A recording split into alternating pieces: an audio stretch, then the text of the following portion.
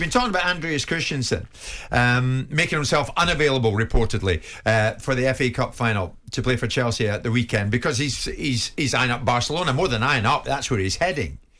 So we're in this situation whereby in the last 6 months of a player's contract, he can still be with his original club, but of course has signed a deal or has agreed a deal to join another club, in this instance Barcelona. So surely therein is the creation of a major problem, a problem which Chelsea suffered from as a result of Christensen walking out the camp on Saturday morning. How do you get around it, Sam? It's a very good point that you and Luke have made. It's a very good point, because what it is that the Bosman rule freed players to be able to have control of their own destiny. Now, for whatever reason, we've moved into the territory. Not only have they got control of the only reason the player let his contract run down is because he's got an opportunity to get more money in the next contract because there's no transfer fee available. Right. So with that in mind, now what we've done is gone, you poor sods. You've got to wait till the end of the year. You're going to go on a free and you're going to take all that money you transfer. And also, we're going to give you an extra 6 months of security to make sure that you can negotiate that deal, leverage ourselves against the wall, do what you feel like, maybe turn up because you're not motivated enough to play for the club that you're currently being paid for by. And you can also protect yourself. Something's gone wrong in football a long time ago when players stopped paying their own agents.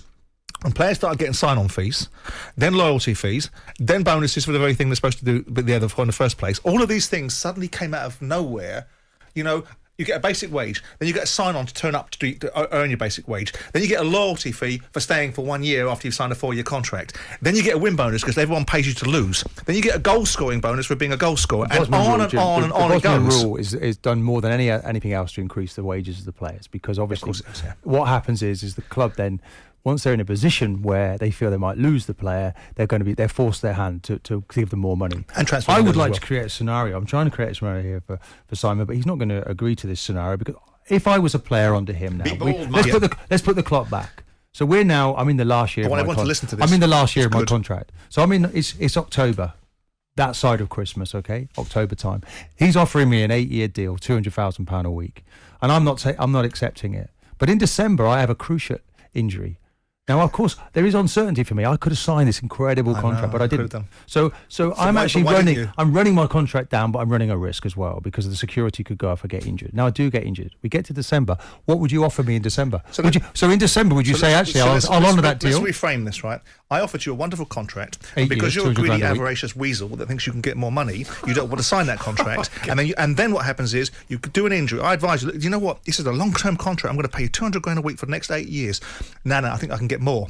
Okay, you do realise you're running the risk if something happens to you. Yeah, I do. Then you have that risk, and then you want me to come back round full circle and go, oh, you know what? I'm full of charity. The reason I didn't want to sign something is because you didn't want prepared to buy the players that I needed to make me successful. Clearly, so now you're running the club. So I'm the only player in the England team. So now you're running the club. You want me to stay here with the players that we've got? You won't spend money. I want you to take the consequences of your own actions. No, but it might not just be money. Well, hold on. It might be based on ambition. Okay, and that's true, right? But I want you to take. You're not running the club. You're playing for it. I know there's a view amongst players that they actually run clubs. When you actually put your money up and pay for something rather than receive benefits from football, then you can run football. But we clubs. Get to December, and now I've got the cruciate injury. So what are you now offering me? Are you going to honour what you offered me in October? No, because you didn't sign it, and circumstances have changed. Okay, so what will you offer me then, kind sir? The door.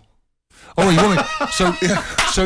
So would you not protect your investment and get me fit again? No, and then sign a new contract, and then you can sell me, because obviously I'm a commodity that's worth keeping. Given the circumstances have changed because your avaricious weasel-like attitude didn't want to sign this contract. So let's have a look at you now. Nah, not $200,000 a week, $100,000 a week. But that's the exact reason. As soon as I get myself fit, I'm out the door. That's fine. You showed no compassion. He's covering himself. I get what Simon's saying. But I gave you a chance. What I'm trying to say is that the player, though, puts it all at risk, doesn't he? So he can sign a really fat contract, but as soon as he gets injured, it could be all over, Jim. So in that period of running the contract down, there is a degree of uncertainty.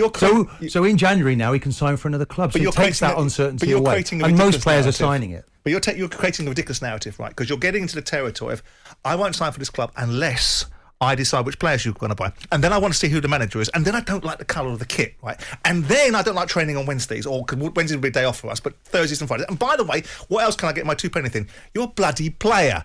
Your job is to play. Keep the rest to yourself, right? So here's your contract. I actually have a very short contract. I have a very short career. But this was an 8-year contract. And I've got all these different clubs that are tapping me up, want me to go, and I've been loyal for the last 5 years. I've been 5 years. I've given everything to this football club. I get injured, and now suddenly that 4-year deal you offer me, you've changed just it. moved You've it from changed 4 it to to 2 8 in years, and 1 now you've second. half the money. Really? Oh, I'll that's tell you something what. I'll tell you different. what. I won't pay. I won't. that's something Don't bother different. paying me anything. I'll get myself fit. I'll have my own. So what are you complaining and about I'll then? go to another club. And that's fine, and we all agree with that, right? But when you're given a very sizable offer, because everyone understands the circumstances of an end-of-term You've contract, just solved your own problem, But no, man. but Jim, what I'm saying is that the players then have to have a level of security. So the reason they're signing, Even he gets that. in January, is so that can happen. It can't be taken away. And that's what they're doing. So for 6 months, you have a player is he actually with you or not? That's the difficulty. Let me ask you I one- thought Ridiger one- was incredibly professional, by the way, if he's already By signed for playing. another club. Let No, me by ask you one big applying one as we himself head in the to right way in his 12 noon performance. bulletin. Sorry? As we head to the bulletin, you wouldn't have behaved like Christensen has reportedly, allegedly behaved on Why would Saturday I? morning. I don't know when the next cup final's coming around. I've worked all my career to get to that stage. There's absolutely no way I'm pulling out. that's why you're an exception, not the I rule. wanted to be there. Yeah. Jim, look, when I was at Reading Football Club, and there's only Steve Coppell can confirm this, when I got injured dear. there, I said to them, don't pay me my wages. I'm injured. I don't want to pick up wages because it's not right for you as a football club. They weren't paying me a great deal, by the way, so I could afford to do that. But you either got principles or you haven't. So you play the game when you can, which was on the way up. I left clubs when my contract finished, but on the way down, I made sure that I was honest.